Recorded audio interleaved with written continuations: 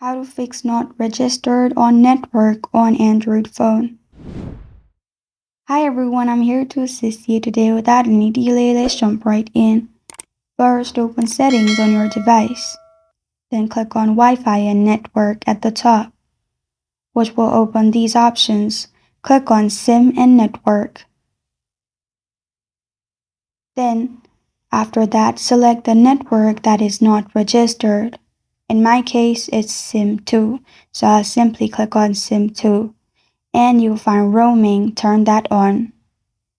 Press on OK if it's necessary, then go to network operators at the bottom. And make sure it's turned on. If you have options to choose people, you can choose as well. Then go back to settings, which is the main page, and scroll down. Scroll down till you find system. Click on system.